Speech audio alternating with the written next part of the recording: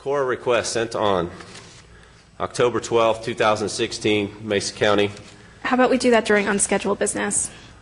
We can't do this right now. I just want to make sure this gets Can in. I just, which is fine. I don't. It's very separate than from the CSBG money. Okay. Is that okay?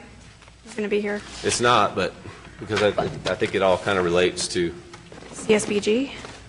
It just relates in general of. Go ahead, Kevin. Go. Okay.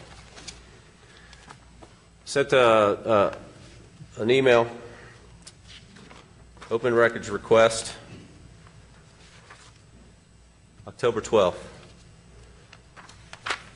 I'm going to read the exact. Per Cora, please respond, provide communications, including but not limited to text messages, emails, and any other documents related to the discussion of employee compensation, the Compensation Committee, communication with the Daily Sentinel during the month of August 2016 for election office personnel, including but not limited to Amanda Polson, Sheila Reiner, Lori Westemeyer, Bobby Gross, Patty Insko. In addition, please provide all communications, including but not limited to text messages, emails, and any other documents involving election office personnel related to the current Mesa County Commissioners or Commissioner candidates, specifically Scott McGinnis, John Justman, Rose Puglisi, Mel Moldar, David Edwards, and Jim Duty during the month of August 2016. 3 days later, the response comes back, hey, we need 7 more days for this response. Okay, 7 days comes and goes. I may need to another extra day, another extra day. Finally, of course, ballots have already gone out. Here we are in the middle of what looks to me like an election scandal happening right before our eyes. So, is it important? Did I give somebody an extra piece of paper there with some writing on it? Oh, here, I got it. Sorry. So, going over the timeline on this, my emails, come to find out I've had some emails not, like a bunch of emails not provided in this Cora request. So one of the things when I'm talking about CDGB grants and all these other things is when I make a Cora request, do I get everything I ask for? So here's the pulling this together. The answer is no. Mr. Coleman, your office has not given me the documentation I requested. For 3 hours of work, that's all that was required. It took numerous days beyond the scope of what was required. But when you start reading through the emails and you start putting a timeline together, it all starts kind of adding up. Like, what's going on here with our own local government? And what are you guys trying to hide, and what's going on? So I'm coming from this from a CDGB angle and going, I don't know if we're really getting the whole truth here. But the interesting thing is, I'm not the only one that shares that concern. But I'm going to play this all out because it needs to be on public record. And then go through the timeline real quick.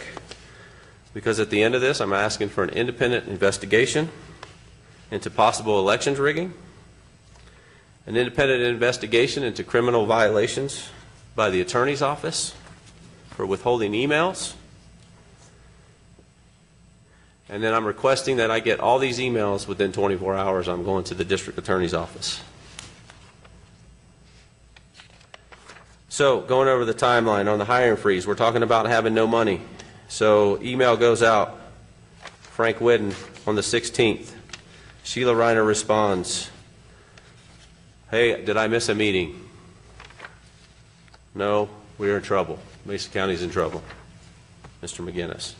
The 17th, an article comes out in the Grand Junction Sentinel by Mr. Harmon, who's here today. Slump forces county into hiring freeze. On the 18th, text messages through the elections office. Oh, I had to read this through the Grand Junction Sentinel. Here we are. Yuck. Now all these emails between Sheila and Patty basically saying, hey, I'm going to write this letter to the commissioners and I'm going to copy in the Grand Junction Sentinel. Lo and behold, she sends the email to the commissioners at 6:40 a.m. No time to respond. sends it to the Sentinel at 7:40 a.m., again, before even work hours started. The interesting thing, though, at the end of this, and I'm going to play a recording real quick for public record as well, and I'm just going to read this, and this is what really opens my eyes a lot to hear something's going on. And that, since I know for a fact I have not received emails, I've provided some in there that I have received from another source that I didn't get from your office, Mr. Coleman. Many of you read the column written by Patty Insko in Sunday's paper. After speaking to her in length today, I believe that her intent was to respond to the commissioners the same way you found out about the hiring freeze. She knew about that on the 16th, and she's still playing like she didn't have any clue at all whatsoever this was going on. But this is the key. I can't support communicating via press as Plan A. What in the world is Plan A? Is that to rig the election internally? Commissioners, that's some serious allegations. I'm asking you today to open up an investigation into that. And I'm going to play this as well because it speaks to as a constituent, as a private citizen in Mesa County. We've got another elected official, Wanted to touch base Sheila with Reiner, you and offer calls that me. if you end up feeling blocked in any way with the open records request you put in, we please really want you to have those exchanges. And I'm just kind of concerned about the conservative nature sometimes of the process and the things that they go through when you go through the county attorney's office for things. So anyways, let me know if you can. Okay, we'll talk to you later. Bye. I don't trust this process. Make me trust it. Thanks, Kevin. Okay. Chair, could I respond to that? Yes, please. Well, Kevin, I would be happy to have the district attorney or any other official that you might think would be appropriate to review our system. We have a Colorado Open Records Act that has specific requirements as to what constitutes a public record, and not everything that you ask for is a public record. There is a specific definition, and it includes work product, and that's generally the reason why you don't get some of the things that you ask for, because it is work product, and there's a very specific definition as to what constitutes work product. It's not up to the county attorney's office to make decisions about what gets released and what doesn't get released. It's up to the state legislature in crafting the open records law. And I can tell you that there are numerous requests for public records, for public documents, and those documents are not considered public records under the Open Records Act. We don't release them if they're not responsive to the request.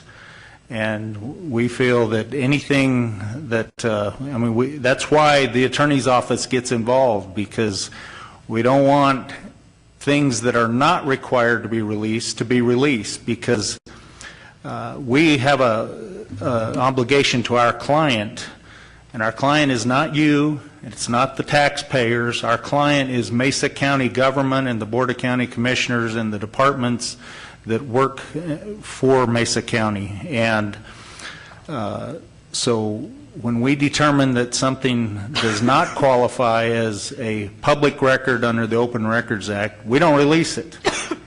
And there is an appeal process. So if you think there's a record that we've misclassified, you certainly have the right to appeal it, and a court can tell us to release it. That's the way the statute is set up. But I would be happy to have the DA or anybody else look through there, because I personally